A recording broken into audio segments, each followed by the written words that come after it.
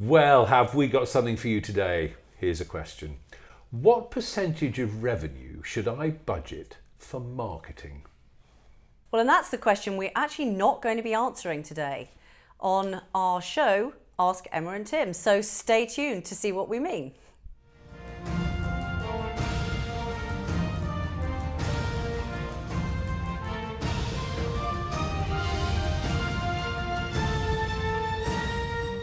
Welcome to Ask Emma and Tim, the show that's dedicated to British advice professionals who want to break through the time for money barrier. So the question that we will not be answering in this episode is, what percentage of my revenue should I spend on marketing? And that is the wrong question to ask. Now, that's quite hard for me to say because actually, as a coach, I've always been taught there is no such thing as a wrong question. But in this context and in the marketing context, that is not a useful question, and here's why. If you are thinking about what marketing spend you need in relation to the revenue you already have, you are putting a limit on your revenue.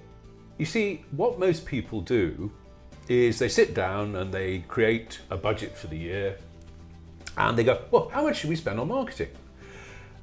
And they look at whatever it is traditionally, actually, what historically proportion of their budget they've spent. It's bonkers. Because one of the things we've discovered, and you may have discovered this as well, is that very few people seem to be able to answer another question, which is, what return on investment are you getting on your marketing? Now, you might want to ask yourself that question as well. If you can't answer it, we suggest to you that there is work to be done. And there's work to be done in a number of areas, one of which is when you're working, for example, with a marketing organisation or an agency or whoever you're employing to do your marketing, help you with your marketing, if indeed you are. If you find a business who is in the business of marketing and they cannot answer the question that you must ask them, is what return on investment can I expect as a result of my spend with you? Here's the thing, top tip. Chuck them out the window. Well, not specifically out of the window, but perhaps might consider working with someone else. So, what you need to be measuring is your return on investment. And what we need to be thinking about is actually, if you spend £100 on marketing and you get back £120, then your marketing is working. And, we have very unrealistic expectations about what should be happening as a result of our marketing spend. And if you are getting £120 in every £100, spend more money because it's working. And, once it's working, then you can tweak it and measure and make sure that you are getting as many pounds for your spend as possible. But please don't limit yourself by only having a specific number in your head for the amount that you're going to be spending on marketing. Because that figure that Emma's just given you, if you went to a bank and the bank said to you, tell you what, you invest £100 today and 2 weeks down the line we'll give you £120 back, would you take the deal?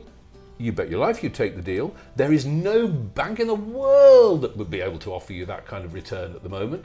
And yet, if your marketing is doing it and you go, oh gosh, I've got to spend £100 to get 120 back. It's a very strange piece of mindset, that. So there is a really big and very important message for you. And the other message that we'd want you to take away from this is this idea. I'm going to ask you a question, okay? Get ready, pen and paper, all that sort of stuff. What is the lifetime value of a customer to you? Now, for those of you who are perhaps just starting off in business, that's going to be a tough one to answer. But for those of you who've been around a little while, you should be able to do that. You should be able to give us a very, very good idea of the lifetime value of your customer. So, for example, let's say, figure off the top of my head, the lifetime value of a customer to you is £1,000. My question to you is not, what's your marketing budget? My question to you is, how much are you willing to spend to get that £1,000? So if I said to you, spend 250 to get 1,000, would you do it? Well, find me somewhere else that would give you that kind of return on investment. You'd probably do it. If I said to you, spend £100 to give 1,000, you go, absolutely marvellous. Oh my God, thank you so much. Tim and Emma, you are the tops. Well, we are, of course, we know that. The fact is, though, that is how you need to think about it. So look at that, work out the lifetime value of a customer to you, and then decide for yourself how much you are willing to spend to get that 1,000 through the door. And that, dear friends, is your marketing budget. And I just want to add, you know, if you're doing the £100 and getting £120 back, that's only the beginning of that lifetime of that customer. So we hope that maybe you'll think differently about your marketing, and if that's been useful to you, press the like button and share this episode with as many people as you think will benefit. And also we'd love to hear your comments about what you think about your marketing spend and how much you're prepared to put into it. So please leave your comments underneath this video, and we will see you next time.